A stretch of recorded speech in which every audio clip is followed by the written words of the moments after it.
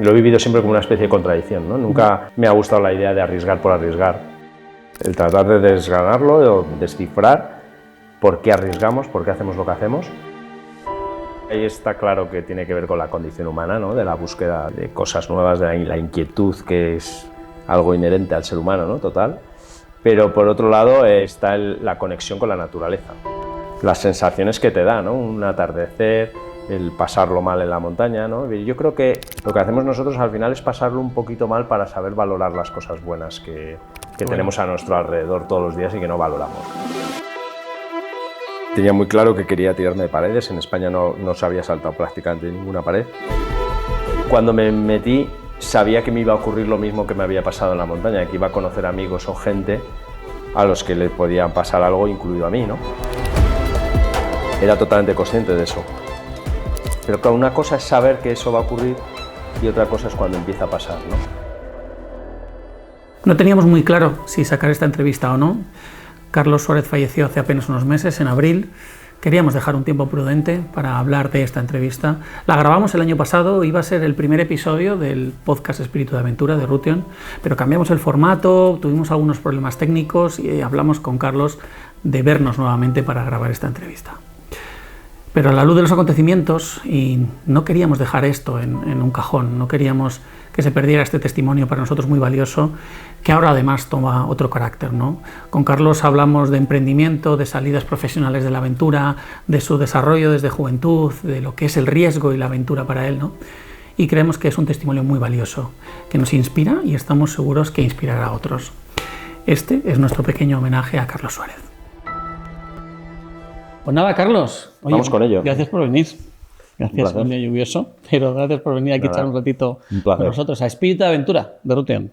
El objetivo es que la gente conozca a gente que hace cosas tan importantes, tan referentes como tú en el mundo de la aventura y que inspiremos un poquito, aportemos a la gente, también la eduquemos y pongamos sobre la mesa pues, las cosas que hay pues, en distintos sectores de la aventura, ¿no? Carlos Suárez. ¿Quién es Carlos Suárez? Cuéntame, porque eres un perfil ahí alpinista, escalador, ¿cómo te definirías? No, bueno, personalmente siempre me ha gustado todo lo que tiene que ver con el mundo de la aventura, atraído un poco por las historias de los libros más interesantes que ha habido en la historia de la montaña, ¿no? Desde Maurice Herzog, Reinhold Messner, Walter Bonatti, Lionel Terray, esos grandes libros, ¿no? Annapurna I 8000, Los conquistadores de lo inútil, ¿no? Maurice Herzog es una persona que trasciende el mundo del deporte, de la escalada, del alpinismo. Sube a ese 8000, no es el alpinista más fuerte de la expedición, pero es el más motivado, el que tiene más la fuerza de voluntad de querer llegar de verdad a la cima, y eso que estaba rodeado de los mejores alpinistas entonces de la generación de la época dorada del alpinismo en Francia, ¿no? Y logra subir a ese 8000 y termina el libro diciendo: hay otros Annapurnas en la vida de los hombres. De allí vuelve congelado, sin dedos de las manos, de los pies, y acaba siendo ministro con Charles de Gaulle. O sea, un tío con una vida apasionante y muy interesante, ¿no?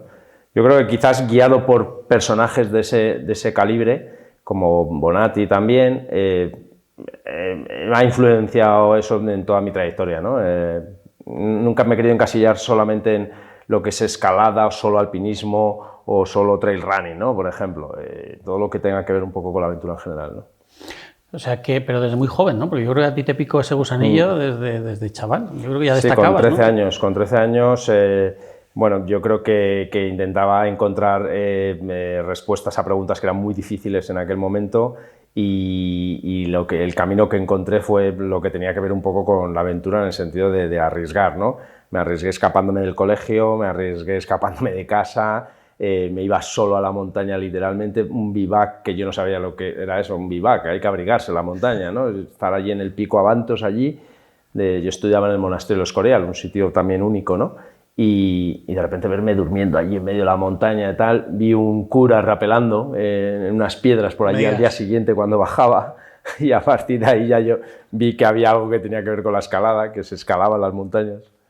Y nada, y me quise enganchar a eso, ¿no? Luego la casualidad fue que un abogado amigo de mi madre era alpinista, era un escalador, presidente del Club Peñalara, y a partir de ahí fue todo muy rodado, ¿no? O sea, que a ti te picó un poco las paredes, la escalada, pero eso luego ha derivado a alpinismo e incluso a grandes expediciones que te has ido a lugares un poco recónditos.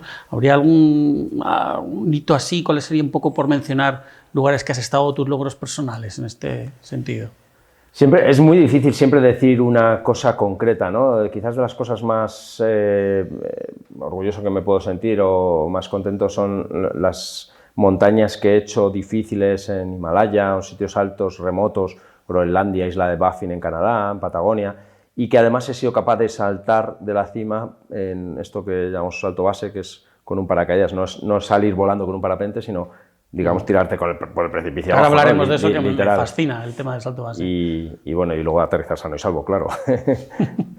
Pero sí, que no has hecho, tienes como muchas las Himalayas, dices, paredes, también conozco que tú has sido como pionero en esto de, bueno, la gente de Ruthion que nos sigue, habrá gente especialista y gente menos, pero de los primeros que subías tú solo, sin cuerda, haciendo solos integrales por ahí, eso habrá quien diga que en qué cabeza cabe no hacer cosas así, ¿no? Claro, un poco al hilo de eso, ¿no? De sentir un poco que necesitaba encontrar respuestas complejas en ese momento, pues la atracción o la aversión al riesgo tiene que ver con, pues eso, ¿no? Con una situación de adolescencia difícil, ¿no? En que te cuesta encontrarte, quizás, ¿no? Y yo ahí, pues perfeccioné mucho ese estilo, bueno, ahondé mucho en el tema de escalar sin cuerda, en todo lo que tenía que ver con lo más arriesgado, y quizás un poco lo profundo que hay en eso es que ya que era arriesgado, ya que me daba cuenta que era peligroso, pues quería ir un poco al meollo del asunto, ¿no? Ir ahí al corazón donde está el riesgo para intentar entenderlo, para intentar entender ¿sí? Qué es lo que pasa ahí o por qué arriesgamos los alpinistas, por qué no sé, o sea, vino como un proceso, ¿no?, de tu desarrollo casi de adolescencia, indagar en ese riesgo, ¿para ti era parte de tu desarrollo personal?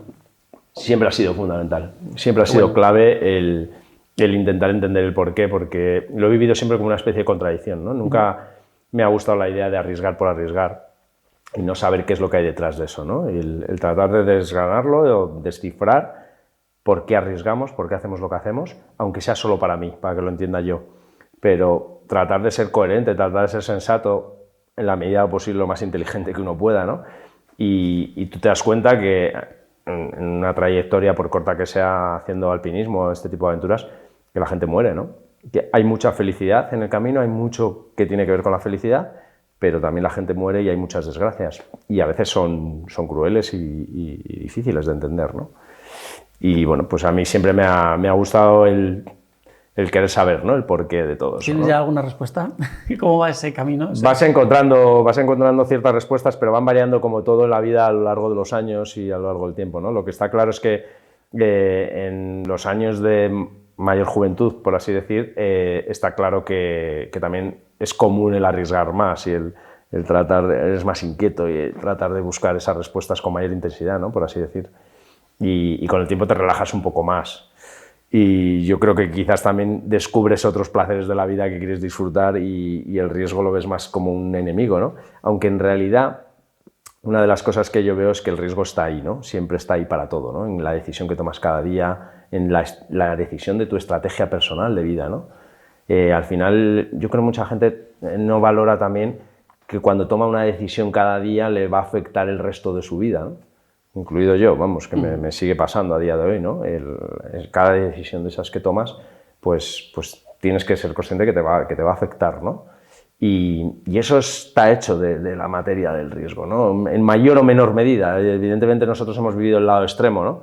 Yo soy un poco como los toreros, ¿no? Me ha tocado estar ahí lidiando con el toro. No hace falta eso, pero sí es verdad que un empresario, una persona que decide hacer unos estudios concretos, en volcarse en una carrera que va a durar unos cuantos años, pues no deja de ser una acción de riesgo, ¿no? El casarse, el tener familia. Todo, como tú dices, el día a día, ¿no? O sea, que tú en tu caso, que has andado tanto en el riesgo, has jugado con ello, sí que consideras que has podido sacar algo productivo para tu día a día. Podemos decirle algo a la gente de que detrás de eso, con una reflexión, es extrapolable a tu vida, de realmente tú lo has conseguido. Bueno, todavía sigo intentando buscar un cierto equilibrio, ¿no? Que me mantenga a gusto conmigo mismo, ¿no? Pero es verdad que el hacer muchas de esas cosas me ha llevado, en la medida en la que yo he entendido que para mí podía ser algo interesante, una vida interesante, lo ha sido, ¿no? He viajado por sitios increíbles que jamás hubiera imaginado que iba a viajar. sitios en la Patagonia en invierno, un mar helado de 400 kilómetros, ¿no? El hielo continental, ¿no? Es un sitio absolutamente único, ¿no?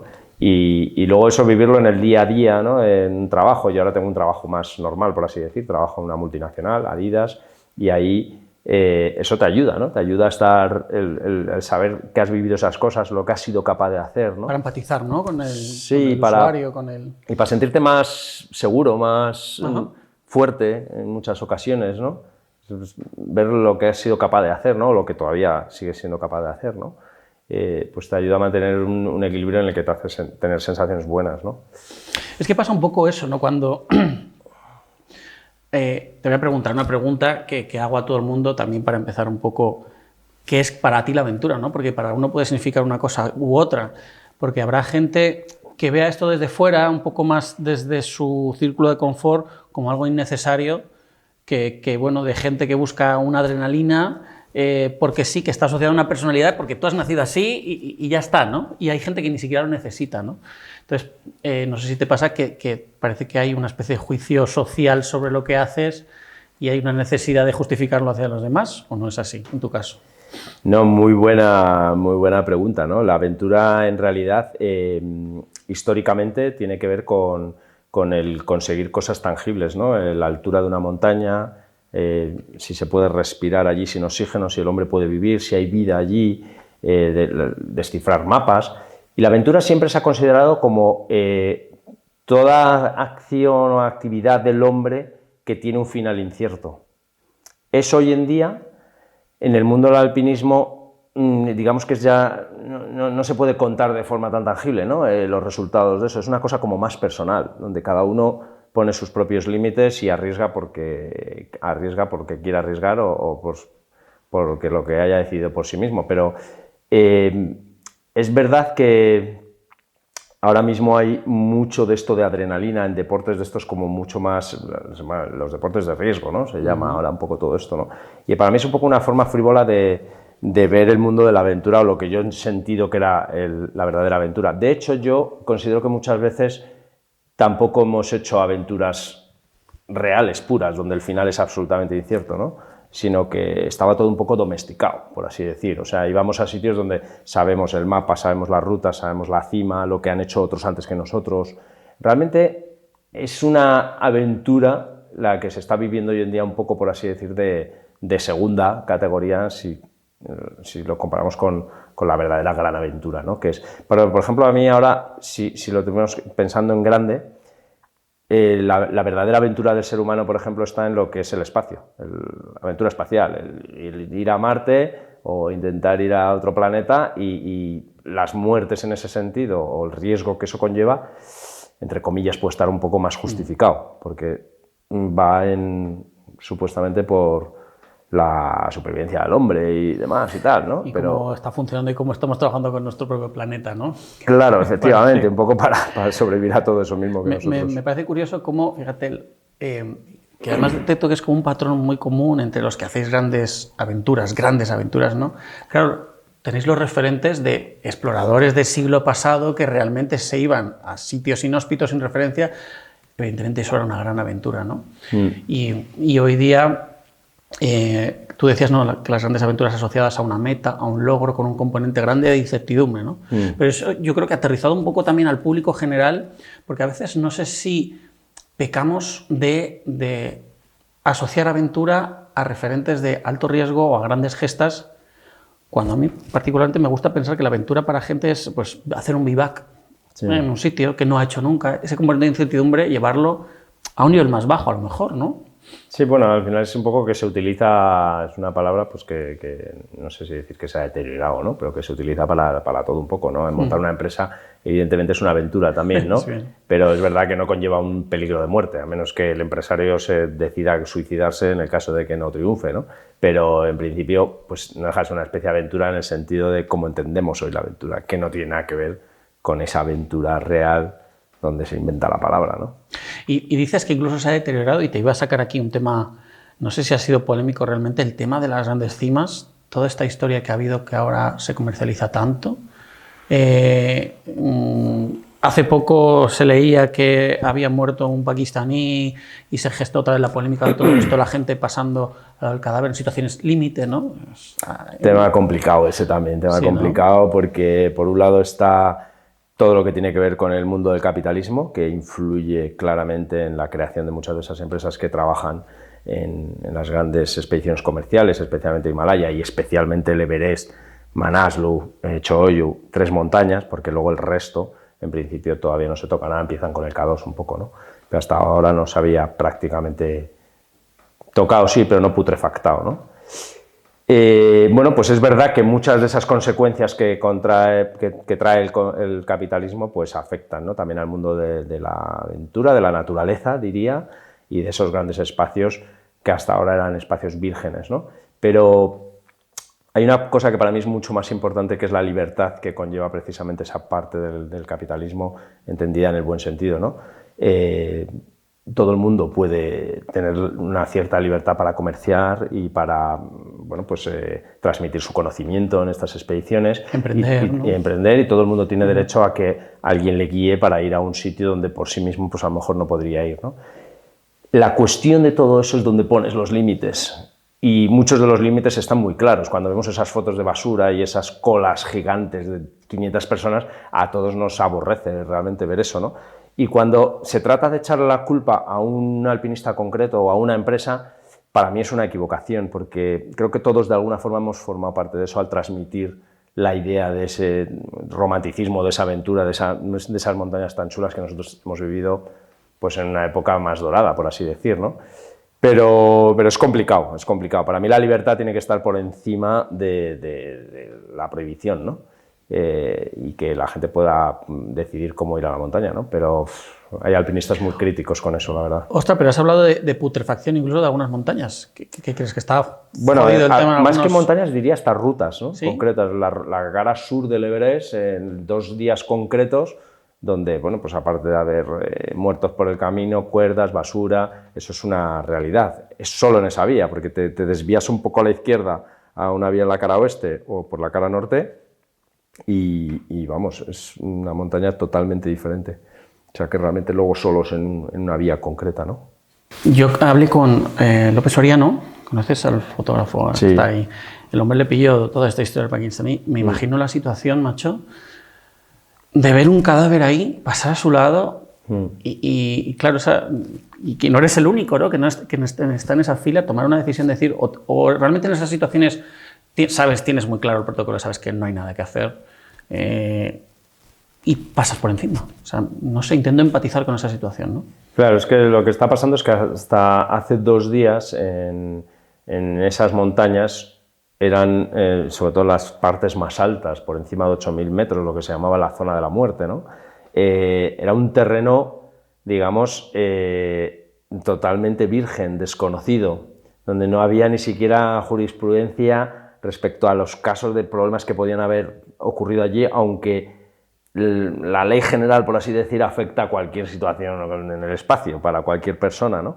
Entonces, claro, la omisión de socorro, en el caso de que una persona se está muriendo, primero hay que demostrarla, a ver qué ha pasado, qué no ha pasado, si es real o no es real, pero eso puede ocurrir hasta en la situación más extrema. Claro, valorar eso en una situación donde el riesgo de vida para los demás también es muy complicado, pues es eso, es complicado, ¿no? Es complicado dar una opinión, una versión, y luego lo que está pasando también con las redes sociales, no solamente que todo se magnifica, sino que corren los bulos y las noticias a una velocidad instantánea, en segundo, ¿no? Y ahí, una vez más, también se putrefacta todo, o sea, porque claro, ya no sabes qué es verdad o qué es mentira, ¿no? Ahora esta alpinista que la acusaban en el K2, ¿no? De pasar por encima de una persona que estaba muriéndose y que no hicieron nada y tal. Supuestamente había gente que la iba a bajar, luego pues no la bajó. Bueno, pues no sé qué pasó exactamente ahí, pero que es más complicado el tema de lo que puede parecer, ¿no? O sea, realmente luego hay consecuencias.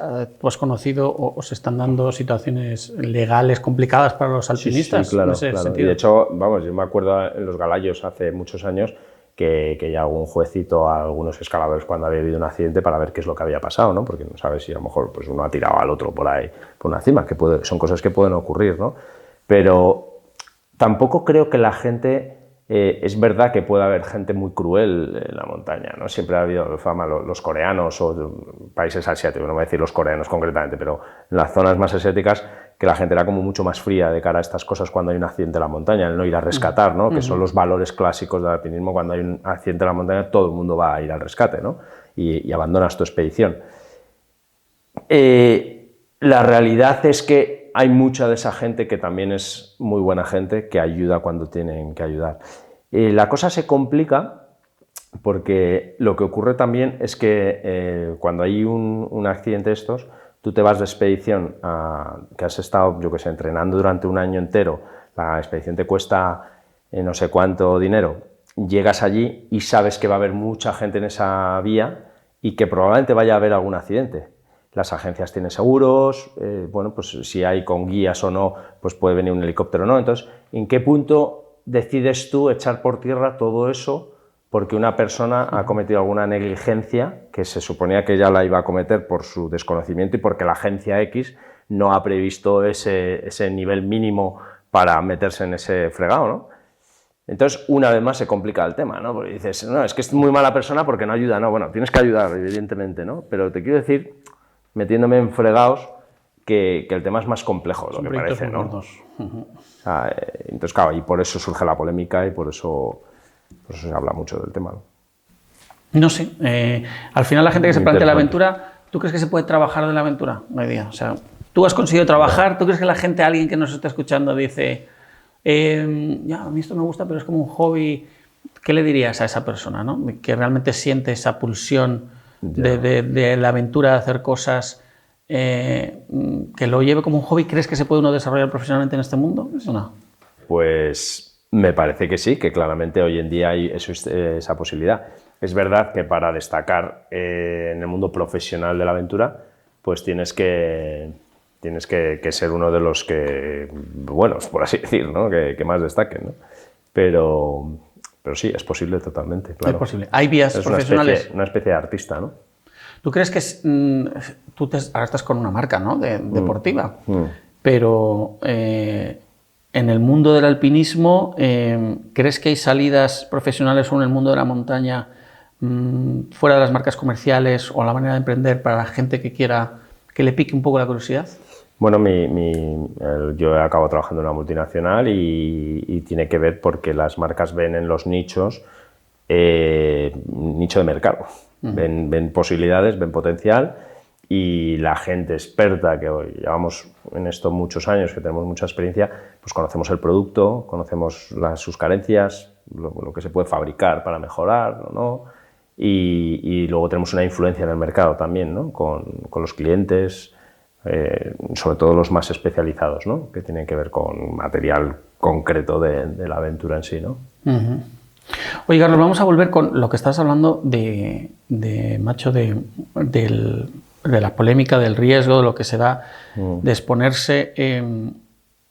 Volviendo a esas situaciones límite de muerte y de lo que uno afectan, yo sé que tú particularmente has vivido con el tema del salto base y esto, has vivido situaciones y casos muy concretos.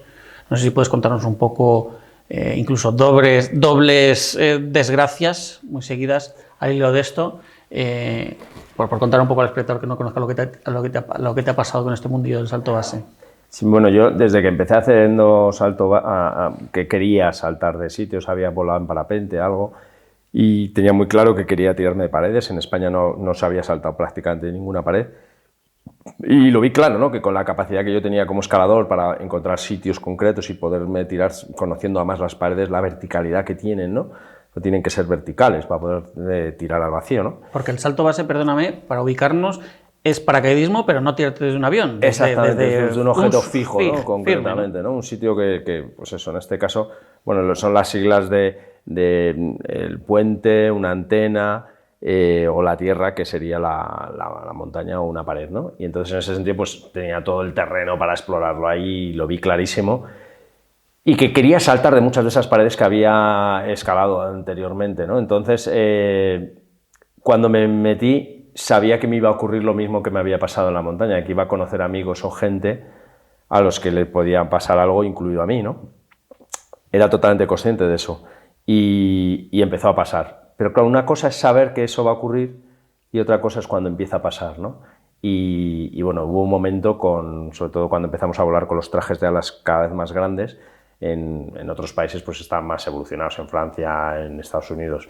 Nosotros aquí pues íbamos cogiendo información de aquí a allá como podíamos y en ese sentido éramos un poco pioneros todavía porque no se habían volado trajes grandes. Estábamos volando esos trajes combinados con el paracaídas concreto que no era el correcto, entonces se nos liaban los cordones, bueno, nos pasaba de todo, ¿no?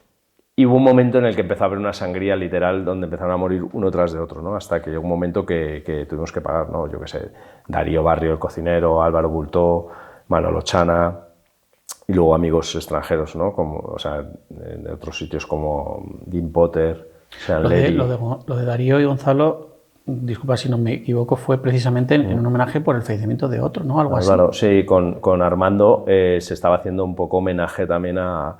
Se habían hecho varios, pero se estaba haciendo homenaje también a Álvaro.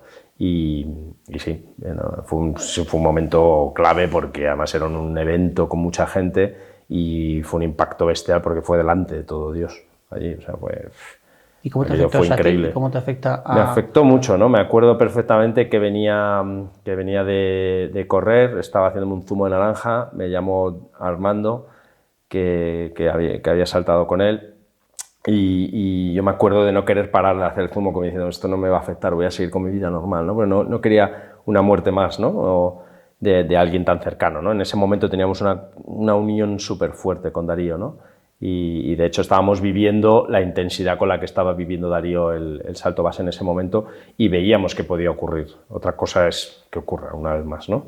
Y lo sufrí mucho, ¿no? Lo sufrí mucho porque además también estaba en un momento muy reconocido, ¿no? Salía en programas de televisión, con lo de Splash, esto de la piscina que saltaban, un cocinero también muy respetado, ¿no? Con su propio restaurante y tal. Y hostia, era todo el mundo, ¿no? Te rodeaba también el ambiente, ¿no? O sea, llega un momento que tampoco ya parecía como que estaba prohibido si lo hacías, ¿no? O sea, pero más allá de eso, bueno, tampoco me siguió apeteciendo el saltar con los trajes de alas grandes, ¿no? Dejé de saltar con el traje de alas, pero sí seguía haciendo un poco de salto base sin los trajes, ¿no? Eso te iba a decir, ¿no? ¿Cómo te afectó en tu desarrollo, ¿no? de la actividad que estabas haciendo? O sea, dejaste de hacer... Sí, en ese momento dejé ya de saltar. Yo veía que algo hacíamos mal, porque normalmente la escalada para progresar tú necesitas de años, ¿no? El tema y el problema y lo bueno que tiene el paracaidismo que en poco tiempo, gastándote un dinero X también, y poco tiempo puedes alcanzar una experiencia muy rápida, pero esa experiencia es un poco engañosa, porque joder, es poco tiempo al final, ¿no? Lo que llevas volando de un avión o con un paracaídas y en la escalada, pues para progresar necesitas de años, ¿no? Para llegar a subir una montaña a 8.000 metros. Entonces yo sabía que algo hacíamos mal, porque no podía ser que estuviéramos haciendo esas cosas de volar con los trajes por los sitios por los que volábamos y que efectivamente no pasara nada, ¿no? Y empezó a pasar mucho y vi claro que había quedado un paso atrás, ¿no? Ahí. Pero tú sigues con el salto base, ¿no? Sigues haciendo... Sigo, pero de una forma un poco más esporádica y saltando lo que siempre quería haber hecho, ¿no? Que era saltar de algunos sitios concretos, pero no salto todos los días de todos lados, ni de todos los sitios, ni nada.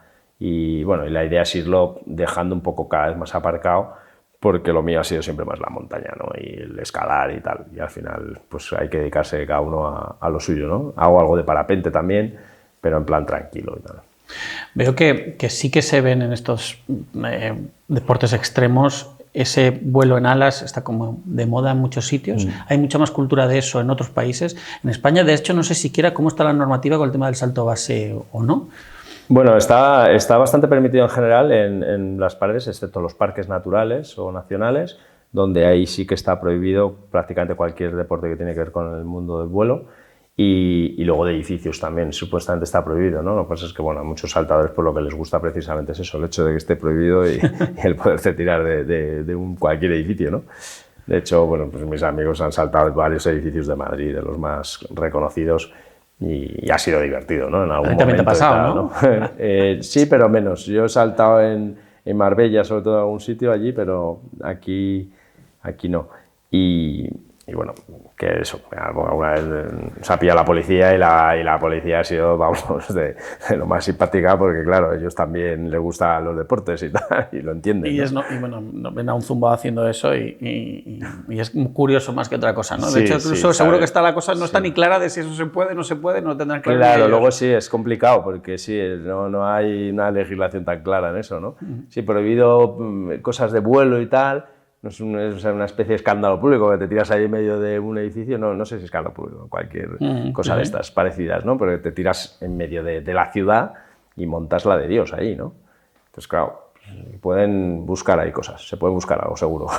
¿Tú crees que no es para todo el mundo ese tipo de cosas? ¿O tú crees que eso debe ser parte de algo personal que salga? ¿O tú Yo sí creo que animas hacer cosas muy difíciles no son para todo el mundo. Y hacer estas cosas a un nivel muy bajo sí lo puede hacer todo el mundo. De hecho, tirarte de un avión en paracaídas es algo relativamente sencillo que no requiere de una fuerza física especial, de un entrenamiento, de nada, ¿no? O sea, eso te tiras de un avión con todas las instrucciones claras, ¿no?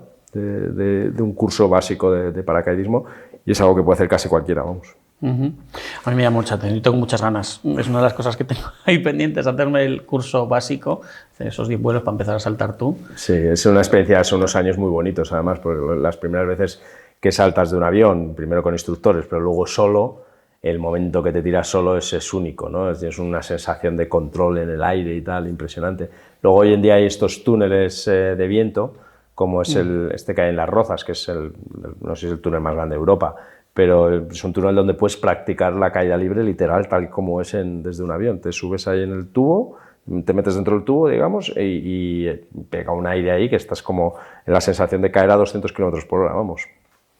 Lo he visto. Y volando con tu cuerpo. ¿Y eso se puede hacer sin titulación? ¿Se puede hacer cualquiera? Eso sí, eso vas allí y pagas la hora o lo que sea que te cuesta, o los 5 minutos. Hay todo tipo de experiencias, digamos, con un monitor, sin monitor, más dinero, menos dinero, tal.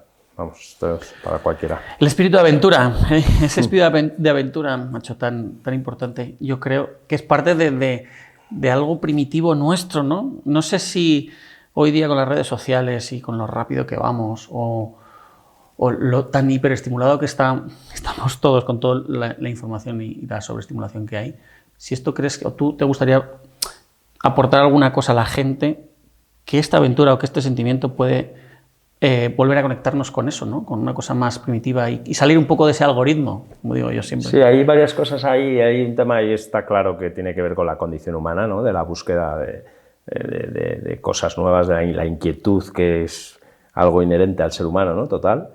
Pero por otro lado está la conexión con la naturaleza. La mayoría de las cosas que tienen que ver con la aventura tienen que ver con la naturaleza. Entonces el contacto con la naturaleza yo creo que es vital. Y gente como yo, que hemos vivido en una ciudad grande como Madrid, pues claro, ese contacto se vuelve algo como mucho más, no sé, necesario, intenso, un redescubrimiento, ¿no? Personal, por así decir, como ser humano, te digo ya, ¿no?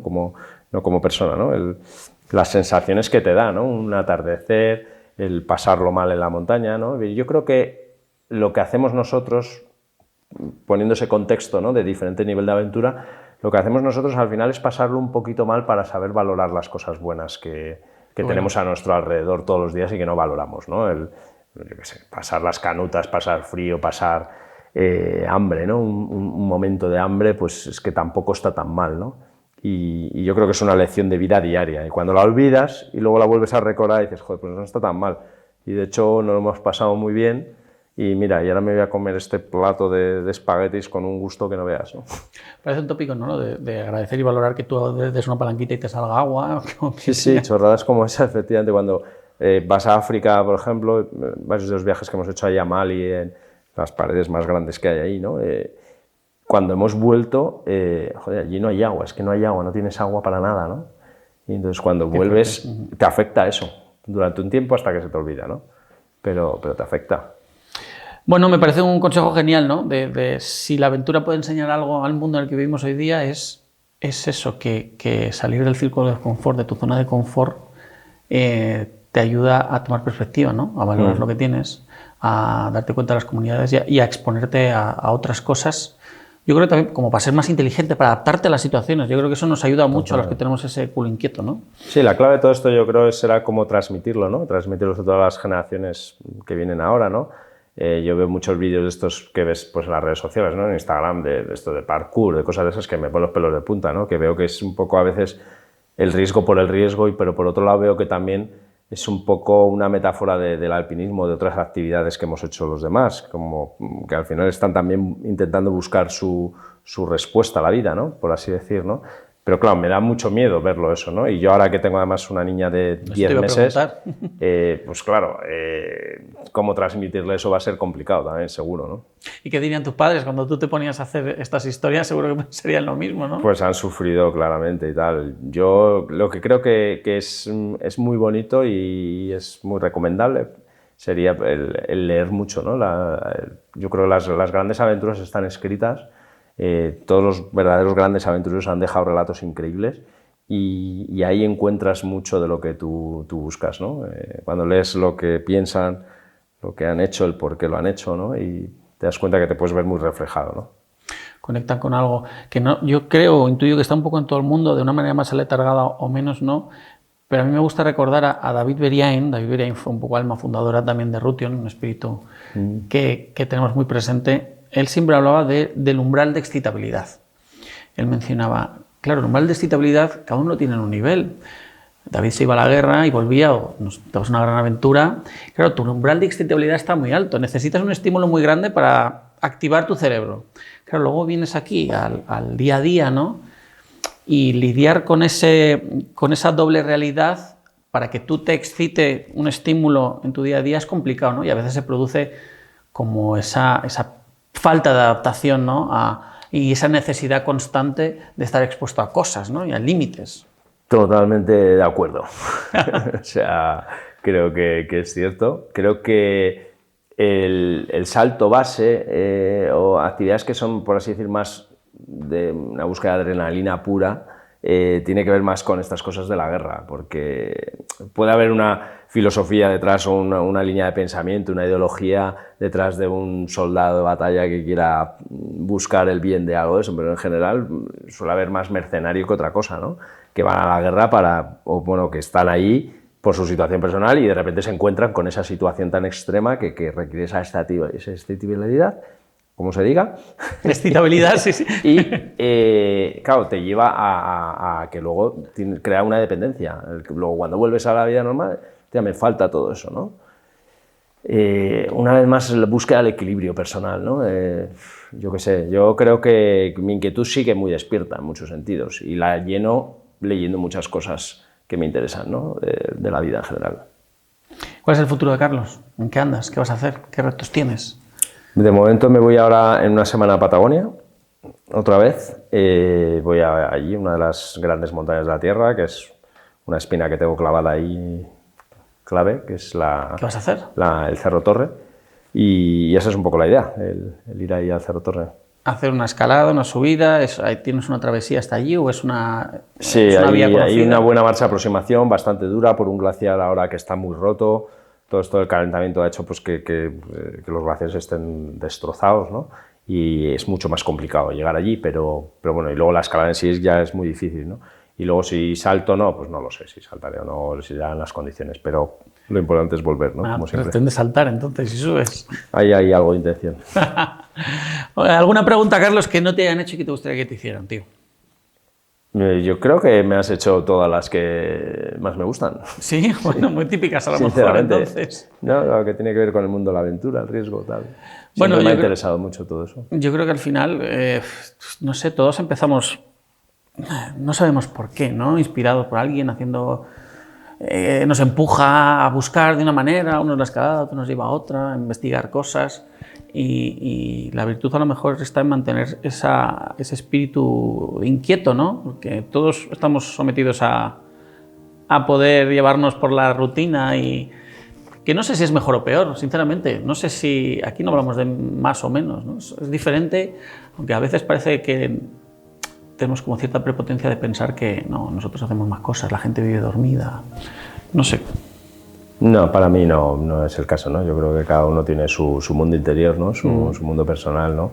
El mío es el mundo de la aventura y para un futbolista, pues, serán las sensaciones que vive en un estadio lleno de gente, tal, o no sé, y el que tiene la lucha diaria de sobrevivir, pues también está en una especie de aventura real, ¿no? Todos los días, o sea que yo creo que en este sentido, pues lo que aprendes en la montaña, ¿no? Que la humildad no es que sea importante, es que es obligatoria, ¿no? O sea, muchas veces como que parece que es un poco pose y tal, y yo creo que no tiene nada que ver con la pose, ¿no? O sea, creo que si conoces realmente el mundo de verdad y conoces las realidades de la gente, te puedes confundir muchísimo, ¿no? He conocido sherpas con unas realidades increíbles y que tienen mucho que enseñarte, ¿no? Mucho de lo que aprender, ¿no?